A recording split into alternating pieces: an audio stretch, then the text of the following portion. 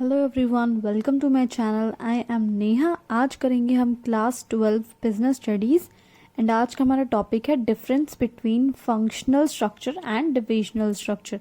And guys, इस channel पे हम जितनी भी वीडियोस करेंगे वो सभी एनसीईआरटी की बुक्स में से करेंगे। सबसे पहले देखते हैं कि फंक्शनल स्ट्रक्चर और डिविजनल स्ट्रक्चर का फॉर्मेशन क्या है, यानी ये फॉर्म कैसे होती हैं, बनती कैसे हैं। Formation is based on functions. Functional structure, नाम में ही लिखा है फंक्शन, तो ये कैसे बनती है, फंक्शंस के बिहाफ पे बनती है। क्योंकि फंक्शनल स्ट्रक्चर में हम क्या करते हैं, जो सिमिलर फंक्शंस होते हैं यानी एक जैसे फंक्शन होते हैं उनको एक ग्रुप में डाल देते हैं, तो उन्हीं फंक्शंस के बेसिस पे बनता है फंक्शनल स्ट्रक्चर। लेकिन अगर डिविजनल स्ट्रक्चर की बात की जाए तो ये कैसे बनता है, formation is based on product lines, यानी प्रोडक्ट के बेसिस पे बनेगा डिविजनल स्ट्रक्चर। क्योंकि इसमें हम क्या करते हैं, एक प्रोडक्ट के लिए एक डिवीजन बनाएंगे, दूसरे प्रोडक्ट के लिए दूसरा डिवीजन, तीसरे प्रोडक्ट के लिए तीसरा डिवीजन। तो डिविजनल स्ट्रक्चर किस पे बनता है, प्रोडक्ट के बेस्ड पे होता है। Next is specialisation.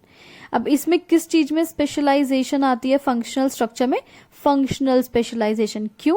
क्योंकि इसमें सारे फंक्शंस को एक साथ अलग से परफॉर्म किया जाता है। तो आपको पता है, जब बार बार एक ही टाइप के एम्प्लॉयज एक ही टाइप के फंक्शंस बार बार परफॉर्म करेंगे तो स्पेशलाइजेशन तो आएगा ही। लेकिन इसमें किस चीज का स्पेशलाइजेशन आता है, प्रोडक्ट का स्पेशलाइजेशन। कैसे? क्योंकि एक डिवीजन के अंदर सिर्फ एक ही प्रोडक्ट होगा और एक ही प्रोडक्ट की सारी एक्टिविटीज परफॉर्म की जाएगी, तो क्या आएगा, product specialization. Next is responsibility. Functional structure में difficult to fix on a department, यानी रिस्पॉन्सिबिलिटी फिक्स करना, यानी जिम्मेदार ठहराना कि भाई तू गलत है या तू गलत है, वो चीज बहुत इसमें मुश्किल है। क्यों? क्योंकि इसमें जितने भी डिपार्टमेंट्स होंगे, जैसे कि sales department, purchase department, marketing department, finance department, सारे एक दूसरे पर डिपेंडेंट है। तो भाई कोई गलती होती है तो हम ये नहीं बता सकते हैं कि तुमने ही, यही डिपार्टमेंट ने गलत किया। जैसे कि अगर सेल्स गिर रही है तो सेल्स वाले को बोलेंगे कि भाई तू सेल्स अच्छे से नहीं कर रहा है। सेल्स वाला बोलेगा नहीं नहीं, मेरी कोई गलती नहीं है, ये तो प्रोडक्शन वालों की गलती है, उन्होंने ही कोई प्रोडक्ट में कमी निकाली करी होगी तभी अच्छे से सेल्स नहीं हो रही है। प्रोडक्शन वाले बोलेंगे अरे नहीं नहीं यार, ये मार्केटिंग वालों की गलती है, उन्होंने ही कुछ अच्छे से एडवर्टीजमेंट वगैरह नहीं करी, इन्हीं की गलती है इसलिए सेल्स गिर रही है। तो मुश्किल है बहुत जिम्मेदारी ठहराना गलती के लिए दूसरों को। Next is easy to fix responsibility for performance. लेकिन इसमें रिस्पॉन्सिबिलिटी फिक्स करना बहुत आसान है। ठीक है, कोई भी अगर गलत होता है तो हमें तुरंत पता लग जाता है कि इस प्रोडक्ट में अगर प्रॉब्लम है तो ये पर्टिकुलर प्रोडक्ट के डिवीजन में प्रॉब्लम है, बाकी सभी डिवीजन से कोई लेना देना नहीं है। जैसे कि अगर एक कंपनी कॉस्मेटिक्स बनाती है और वही कंपनी अगर क्लोथिंग बनाती है, तो सेल्स अगर क्लोथिंग की गिर रही है तो जो बाकी प्रोडक्ट होंगे, चाहे वो मेडिसिन हो चाहे कुछ भी हो, उन सबको रिस्पॉन्सिबल नहीं ठहरा जाएंगे, क्लोथिंग की सेल वालों को ही रिस्पॉन्सिबल ठहराया जाएगा। Next is managerial development. अभी फंक्शनल स्ट्रक्चर में मैनेजर्स का डेवलप होना, उनका आगे बढ़ना काफ़ी डिफिकल्ट हो जाता है, काफ़ी मुश्किल हो जाता है। क्यों? क्योंकि functional manager has to report to their top managers. क्योंकि जैसे सेल्स मैनेजर हो गया, प्रोडक्शन मैनेजर हो गया, फाइनेंस मैनेजर हो गया, इनको आगे अपने बॉस को रिप्लाई देना पड़ता है, रिपोर्ट करना पड़ता है। तो इनके पास डिसीजन लेने की, पूरी तरह से काम करने की पावर नहीं होती है, इसलिए मैनेजर्स अच्छे से डेवलप नहीं कर पाते। लेकिन डिविजनल स्ट्रक्चर के केस में बहुत आसान है, बहुत इजी है मैनेजर्स का तरक्की करना। क्यों? क्योंकि उसमें मैनेजर्स को ऑटोनॉमी मिलती है, यानी फ्रीडम मिलती है। फ्रीडम किस चीज की मिलती है? डिसीजन लेने की फ्रीडम मिलती है, काम करने की फ्रीडम मिलती है, as well as the chance to perform multiple functions, यानी एक ही टाइप के manager different different functions perform करता है।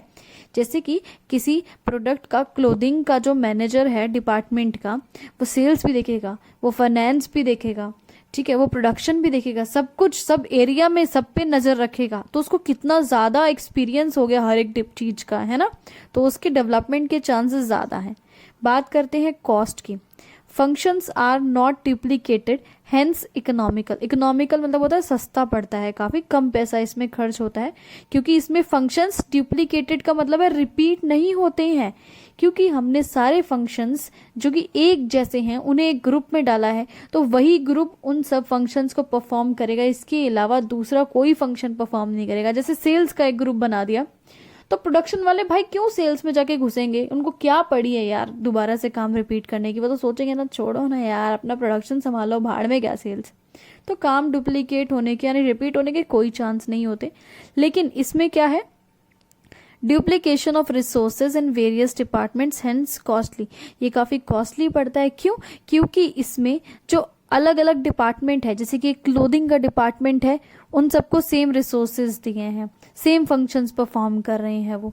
ऐसे ही मेडिसिन का डिपार्टमेंट है, वो भी बाकी सभी फंक्शंस परफॉर्म कर रहा है। वही कंपनी अगर टॉयज भी बनाती है तो वो सभी भी वही फंक्शंस परफॉर्म करें। यानी हर एक डिपार्टमेंट जो है, हर एक डिवीजन जो है, वो एक जैसे फंक्शंस परफॉर्म कर रहा है, तो अलग अलग रिसोर्सेज उनको चाहिए, जिसकी वजह से ये काफ़ी महंगा पड़ता है। नेक्स्ट है कोऑर्डिनेशन। इसमें कोऑर्डिनेशन करना बहुत मुश्किल है अगर मल्टी प्रोडक्ट कंपनी है। मल्टी प्रोडक्ट यानी ऐसी कंपनी जो एक से ज़्यादा प्रोडक्ट बनाती है, उस केस में फंक्शनल स्ट्रक्चर यूज़ करना बहुत ज़्यादा मुश्किल है। इसका क्या रीज़न है? क्योंकि इतने सारे प्रोडक्ट्स हो जाएंगे, इतने सारे फंक्शंस हो जाएंगे, इतनी सारी एक्टिविटीज़ हो जाएगी, कैसे मैनेज हो पाएगा? नहीं मैनेज हो पाएगा। लेकिन अगर डिविजनल स्ट्रक्चर की बात करें तो कोऑर्डिनेशन बहुत ईजी हो जाता है। क्यों? क्योंकि यहाँ पे क्या है, all functions related to particular product are integrated in one department. इसमें क्या है, एक ही प्रोडक्ट का एक डिवीजन बना दिया जाता है, एक डिपार्टमेंट दिया जाता है, और उस डिपार्टमेंट में उस प्रोडक्ट की ही सारी एक्टिविटीज़ परफॉर्म होंगी। जैसे मेडिसिन का अगर डिपार्टमेंट है तो मेडिसिन से रिगार्डिंग सारी एक्टिविटीज़ परफॉर्म होगी। क्लोथिंग का अगर डिपार्टमेंट है तो क्लोथिंग से रिगार्डिंग सारी एक्टिविटीज़ परफॉर्म होगी। आपस में इन दोनों का कोई लेना देना नहीं होगा, इसलिए कोऑर्डिनेशन आसान है। इसके बाद वीडियो खत्म हुआ। Thanks for watching this video. Please like share and subscribe.